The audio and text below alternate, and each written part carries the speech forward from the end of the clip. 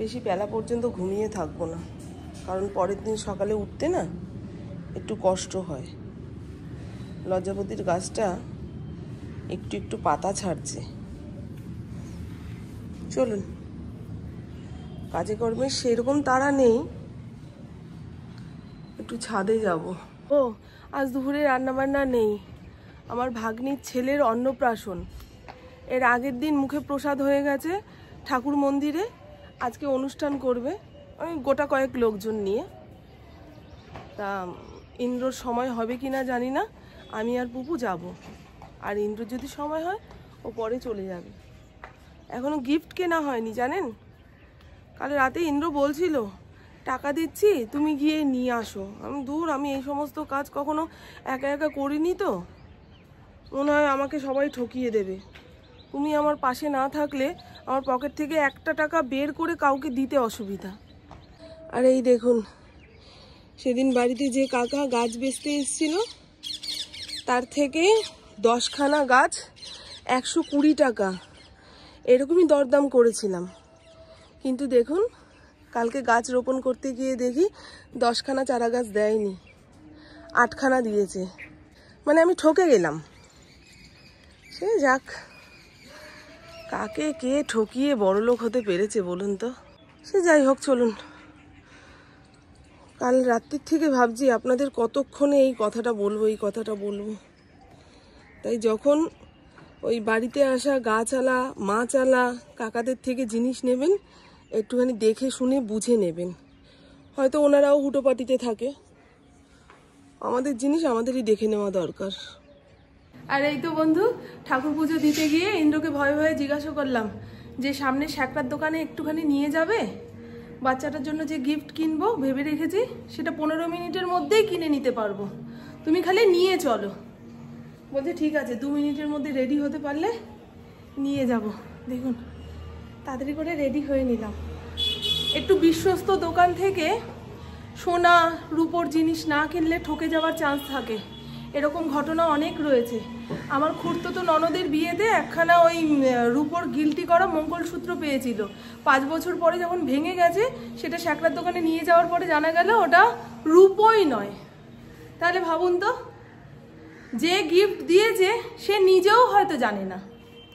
আবার আমার মেয়েকে একজন রূপোর বালা দিয়েছিল, তা অনেক দিন পরানোর পরে দেখি কি চলটা উঠে উঠে যাচ্ছে।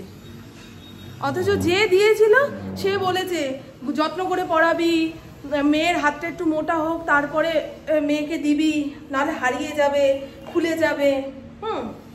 তাতেই বোঝা যাচ্ছিল যে এই জিনিসটা রূপোর। কিন্তু চলটা উঠে যাওয়ার পরে যখন শ্যাকরার দোকানে নিয়ে গেছি বলছে এটা রূপো নয়, অন্য জিনিস। হয়তো সে বুঝেই দিয়েছে, আবার অনেকে বুঝতেও পারে না। সে যাই হোক, চলুন। ঠকে যাওয়ার ঘটনা 2-3টে ঘটে গেলে তারপরে আর কাউকে বিশ্বাস করা যায় না। ইন্দ্রর খুব তাড়া রয়েছে। কটার সময় মিটিং তোমার? তোমার খাওয়া হয়ে গেছে? আরে খেয়ে নাও না। আচ্ছা চলো, এসে খাবে, কারণ আমাকে বাড়িতেও দিয়ে যেতে হবে।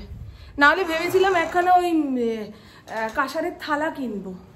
ছোটবেলায় না ওই কাঁসারের থালায় ভাত মেখে মায়েরা ঠাকুমারা বাচ্চাকে খাওয়ায়, কাজে লাগতো। কিন্তু ও তোমার জুতো এখন বাইরে থাকে? বাবা, কোথায় নিয়ে গেলে বুঝবা।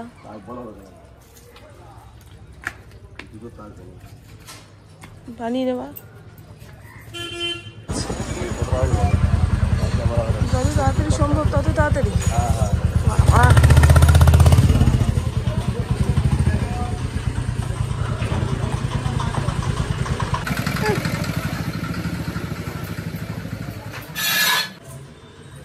অন্নপ্রাশনের বাচ্চার হাতের বালা কিংবা ওই পদক টাইপের কিছু একটু দেখান তো। হাতে সময় কম আছে, চটপট দেখাবেন।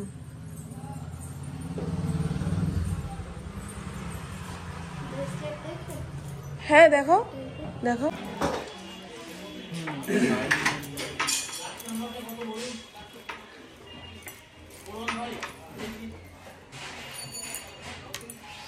চলুন বন্ধু। ইন্দ্র 2 সেকেন্ড দাঁড়াতে দেয় না, যেটা প্রথম দেখেছি সেটাই নাও, এটাই ভালো লাগছে, এটাই ভালো লাগছে। এই তো বন্ধু, অন্নপ্রাশন বাড়িতে যাওয়ার জন্য রেডি হয়ে নিয়েছি। প্রথমে অন্য শাড়ি পরেছিলাম, ব্লাউজটা এত ঢিলা, ভাববেন না রোগা হয়ে গেছি। শীতকালে দেখবেন জামা কাপড় গায়ে বসতে চায় না, সেই কারণেই পরে যাচ্ছিল। ওইটা খুলে আবার পিওর সিল্ক শাড়িটা পরলাম, আর সঙ্গে সেই নবমীর সাজ। আমার বুবুও সাজুগুজু করে নিয়েছে, ঘড়ির কাঁটা 1:45 ঘরে। ইন্দ্রর জন্য একটুখানি অপেক্ষা করলাম, বলছে আর বসে থেকো না, বেরিয়ে যাও। ওর বাড়িতে আসতে আসতে 3:30 4:45 বেজে যাবে। বললাম না রাইফেল ক্লাবে অনুষ্ঠান রয়েছে, ফরিনকে খেতে দেবো বলে বসেছিলাম। এই যে সামনে দাঁড়িয়ে থেকে খাইয়ে দাইয়ে মা মেয়েতে বেরোই। বাবাই এই ঠিকানাটা দেখে নে, দেখ টোটো করে অটো করে না প্লেনে করে যেতে হবে, সমস্ত কিছু লেখা রয়েছে। কারণ আমরা প্রথমবার এই ভবনে যাচ্ছি। লাইটগুলো অফ করি। হ্যাঁ, ঠান্ডা লাগছে গো। ও আপনারা বা কি করে বুঝবেন আমার শরীর, আমি যদি ভালোভাবে না বুঝি। একটা চাদর নেবো কিনা বুঝতে পারছি না। ভালো লাগছে বন্ধু আমাকে? একদম হালকা ফুলকা সাজ দিয়েছি, কেউ ধরতেই পারবে না, ন্যাচারাল বিউটি। বুঝতে পারছি না চাদর নেবো কি নেবো না।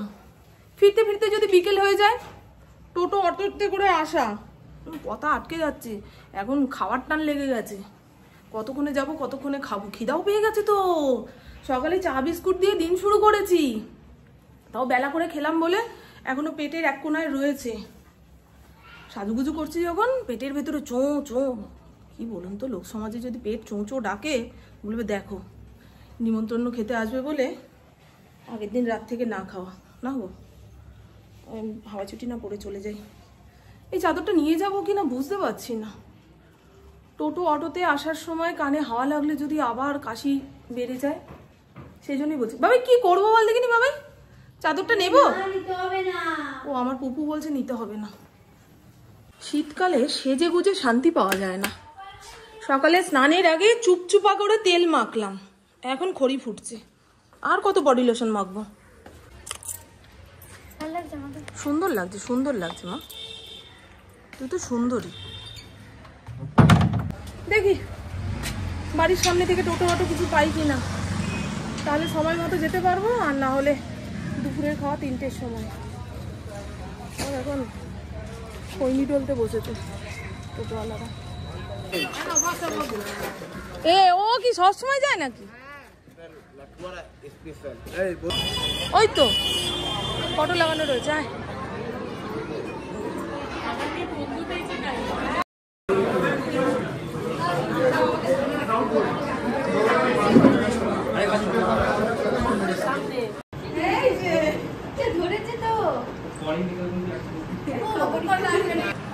এই হচ্ছে আমাদের আজকের হিরো, যার অন্নপ্রাশন। চলো একটু বসি নাকি, হাঁপিয়ে গেছি আমরা। এই হলো আমার বুড়িদির নাতির অন্নপ্রাশন। খুব সুন্দর তো সাজগোজ দিয়েছে, ভালো লাগছে। হ্যাঁ, আমাদের হস্তিনাপুরের বাড়ির এখনো কেউ আসেনি না, কি জানি 2:30 তো বাজে। বুড়িদিকে জিজ্ঞাসা করলাম কি ওরা আসেনি, বলছে আসবে। আমরা এই আধা ঘন্টা হলো আমরা তোমাদের অপেক্ষা করছি, মেজদিরা কখন আসবে, মেজদিরা কখন আসবে। আমরা ওপরে সবার সঙ্গে দেখা করে চলে এসেছি, এখন এখানে লাইন দিয়েছি, কতক্ষণে খেতে বসতে পারবো। না রে বাবা,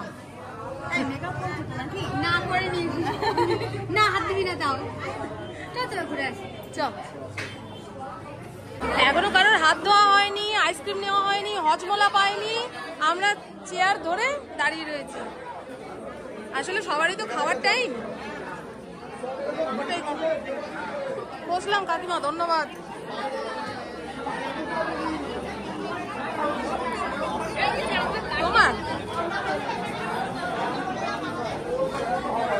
তোমার বস।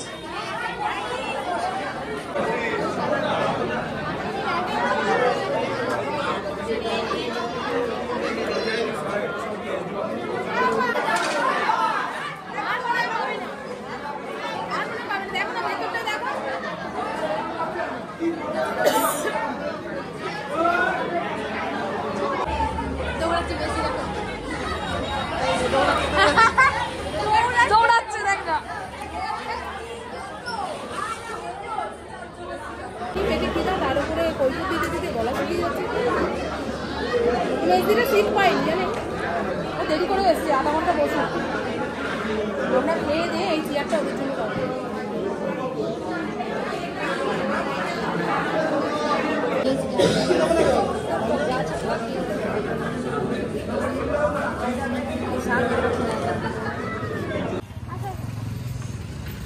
চলুন বন্ধু, ঝটপট সব পেয়ে যাচ্ছি। টাটা। মেজদিদের সঙ্গে আসার কথা ছিল, কিন্তু ওরা খেতে বসেছে, আসতে দেরি হবে, তাই টাটা বলে আমরা যাচ্ছি আমাদের বাড়ির দিকে। চলেনি, অত দূর থেকে আইসক্রিম আনতে আনতে গলে যেত, শাড়ি জামা কাপড় নষ্ট হয়ে যেত, সেই জন্য আনিনি মা। হাজমোলা হাতে পাওয়ার সঙ্গে সঙ্গে মুখে ঢুকিয়ে দিয়েছি, ব্যাস হাত খালি। গুড ইভিনিং, এখন সময় সন্ধে 7:30। 4:30 সময় বাড়িতে চলে এসেছি। মেজদিদের জন্য অপেক্ষা করছিলাম যে একসঙ্গে হস্তিনাপুরের বাড়ির দিকে যাব। 8টা 8:30 সময় বাড়িতে এসে 6খানা রুটি বানালেও হয়ে যাবে। ও মা, মেজদিরা খেতে দেরি করছে, খাওয়া দাওয়ার পরে কিছুক্ষণ বসবে বলে ঠিক করলো। তা বাবুকে বললাম চল, আমার খাওয়া হয়ে গেছে তো আর বেশিক্ষণ বসে থাকতে পারছি না, ঝিমুনি চলে এসেছে, মাথা যন্ত্রণা করছে, বাড়িতে গিয়ে বালিশে মাথাটা দিই, তাহলে শরীরটা ঠিক লাগবে। তা আমি জামা কাপড় ছেড়ে, দেখুন না চোখের কালি তোলার পরেও মঞ্জলিকার মতো দেখতে লাগছে। সে যাই হোক, একটুখানি শুয়েছি। পুপু আবার তার বন্ধুদের সঙ্গে দেখা করতে গেল। সপ্তাহের অন্যান্য দিন তো কলেজ টিউশন নিয়েই কেটে যায়। রবিবার দিন সন্ধ্যাবেলাটা একটু ফাঁকা থাকে, পুরনো যে বন্ধু তাদের সঙ্গে গল্পগুজব করে মন মেজাজ ঠিক করে। প্রত্যেকটা মানুষেরই মন খুলে কথাবার্তা বলার জন্য সঙ্গী সাথীর দরকার থাকে, তাই না? আমি বললাম যা, চলে আসবি। তো আমাকে ফোন করেছিল, মা স্টেশন মার্কেটের দিকে যাবে? আমি না রে, আর বেরোতে ইচ্ছা করছে না, মারাত্মক ঠান্ডা লাগছে গো আজকে, কম্বলের নিচে থেকে বেরোতে পারছি না। আর আজকে অন্নপ্রাশন বাড়ির খাওয়া দাওয়া যে কি ভালো হয়েছে, প্রত্যেকটা রান্না তুখার, এক একটা রান্না আর একটা রান্নাকে কম্পিটিশন দিচ্ছে, এত ভালো হয়েছে। বহুদিন পরে এত তৃপ্তি সহকারে দুপুরে কোনো অনুষ্ঠান বাড়িতে খেলাম। আসলে বাঙালি দুপুরবেলায় ভাত, ভেজ ডাল, আলুর চিপস, বেগুনি এইগুলো পেলে খুশি হয়, আমার মতন বাঙালি। আবার কিছু বাঙালি আছে কচুরি, নান এগুলো খেতে ভালোবাসে। কিন্তু আজকের খাওয়াটা যে কি ভালো হয়েছে, প্রত্যেকটা রান্না খুব ভালো। আমার সামনে যারা বসেছিলেন তারাও মাছ খাচ্ছিল, তাই খাওয়া দাওয়াতে অতটা অসুবিধা হয়নি। যারা চিকেন খাবে চিকেন, মাটন খাবে মাটন, মাছ খাবে মাছ, বুঝলেন? মটনের হাড্ডি গুড্ডি এইভাবে ভেঙে খেতে দেখলে এখন ভেতরটা কেমন যেন হয়। তো চলুন বন্ধু, এবারে 6 থেকে 7খানা রুটি বানাই। রান্নাঘরের কাজ যত তাড়াতাড়ি সেরে ফেলা যায় ততই ভালো। রান্না করতে তো অত অসুবিধা হয় না, রান্নার শেষে যে জলের কাজ সেটা করতে গিয়েই কাঁপুনি উঠবে, পুরোটাই ট্যাঙ্কির জলে। আর রাতের দিকে ট্যাঙ্কির জল পুরো হিমালয়ের বরফ গলা জলের মতো ঠান্ডা, তার উপরে যা কাশি, বাপরে বাপ, কাশতে কাশতে মাথার ঘিলু নড়ে যাচ্ছে, কিডনি এদিক থেকে ওদিকে সরে যাচ্ছে, আর কি বলবো, ফুসফুসটা মনে বেরিয়ে আসবে গলা দিয়ে। তাহলে বুঝতে পারছেন কি ধরনের কাশি। কি রে বাবা, গ্যাসের এই ঝিকটা এই কারণে এঁঠোর মধ্যে ফেলি না, খুঁজতে খুঁজতে বাসনের আওয়াজে দেখুন না ফড়িং কোথায় গিয়ে বসলো। পুপুদের সোনারপুরে যে কলেজটা রয়েছে সেখানে সোশ্যাল, ওর অনেক বন্ধু গেছে, ফোন করে জিজ্ঞাসা করছিল কি রে আসবি না? আমি ছেড়ে দে, পরপর 2 দিন যেতে হবে না, আগামীকালও সোশ্যাল রয়েছে। ওদের যে গ্রুপটা সেটা কালকে যাবে, তাই আমাকে সকাল সকাল মনে হয় উঠতে হবে না। এবারে যদি বলে না মা আমি সোশ্যাল দেখতে যাব না, আমি ক্লাস করতে যাব, তাহলে সেই সকাল 6টার সময় উঠে টিফিনের তোড়জোড় করতে হবে। এখন রাতে খবর পাবো কাল সকালে কি হবে না হবে। ওই ব্যাগের স্পাইডারম্যানটা নেবে বলে মনে করছে। কি কালকে কলেজ যাবি না সোশ্যাল? হেস্টে যাবি? কটার সময়? 12টা-1টার সময় বেরোবো। পয়সা নিয়ে আসবি, তাহলে ওর জন্য রান্না করো। আচ্ছা, রুটি বানাবো বলে আটা মাখা কৌটোটা বের করে রাখলাম। কিন্তু পুপু বলছে রাতে কিছু খাবে না। আমারও পেটটা ভার, আমারও না খেলেই ভালো হয়, খেলে অগুন করবে। শুধু ইন্দ্রর জন্য তো রাইস কুকার কিংবা প্রেসার কুকারে সেদ্ধ ভাত বসিয়ে দেবো, তাহলেই হবে। এমনিও ইন্দ্র রুটি খেতে চায় না, ভাত কম পড়লে রুটি দিয়ে ম্যানেজ হবে, এইরকমই। তা এখন আর বসালাম না, ইন্দ্র আসবে সঙ্গে সঙ্গে ভাতটা বসিয়ে দেবো, গরম গরম খেতে। উনি আবার গরমও খায় না, কি বলবো বলেন তো। তো চলুন বন্ধু, কালকে তো পুপু সোশ্যাল দেখতে যাবে, তা আমাকে সকাল সকাল উঠতে হবে না, কিন্তু 11টার মধ্যে ভাত আর সবজিপাতি সেদ্ধ করে খাইয়ে দাইয়ে দেব। কখন আসবি মা? বলে রাগ করবে? না বলে রাগ করবো কেন, বড় হয়েছিস নিজে। কালকে ছেড়ে দেবে? কটার সময় আসবি? আমি ছেড়ে দেওয়ার কে? তোর বাবাকে বলিস, তোর বাবাকে বোঝা। ছাড়বে না, এখানে তো বলতে পারছি না। সোনারপুর, যেটা হচ্ছে আমার পিসি বাড়ির কাছে, কিন্তু আমি পিসি বাড়িতে থাকতে পারবো না, আমি মাকে নিয়ে থেকে যেতাম। ওর নিজেদের কলেজে হচ্ছে না তো, সোনারপুরে হচ্ছে। আর আমার বাড়ি থেকে সোনারপুরের দূরত্বটা অনেক অনেক। যদি ট্রেনে করে যাই সেরকম হলে তো 3 ঘন্টা লাগে। যেতে 3 ঘন্টা, আসতে 3 ঘন্টা, সোশ্যাল দেখবি 4 ঘন্টা। না না না, চলে আসবি, সোশ্যাল শেষ হওয়ার আগে চলে আসবি, কারণ বাড়ি ফিরতে ফিরতে ফিরতে ধরে নাও 10:30। এত দূরের রাস্তা বাবা, 10:30 ধরে নাও। একটা গাড়িতে উঠে পড়লো হয়ে গেল তা তো নয়। ট্রেন মেট্রো করে, ট্রেন মেট্রো সমস্ত কিছু টাইম টু টাইম না পেলে আবার।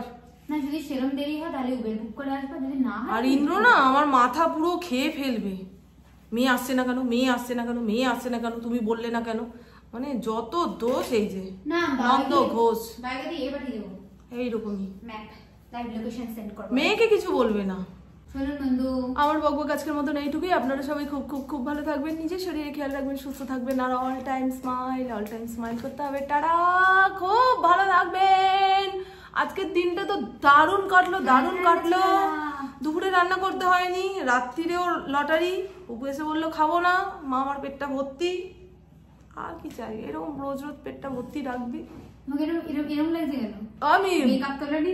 হ্যাঁ, মেকআপটা তোলার পরেই তো এরকম লাগে। 2 দিন ডিপ্রেশনে ছিল রান্না করতে। মেকআপ টেকআপ তোলার পরে দেখবেন মানে চোখে মুখে একটা ক্লান্তি চলে আসে, মনে পড়বো আর মরবো এইরকম, মানে ঘুমাবো, ঘুমানোর কথাটাই বলছি।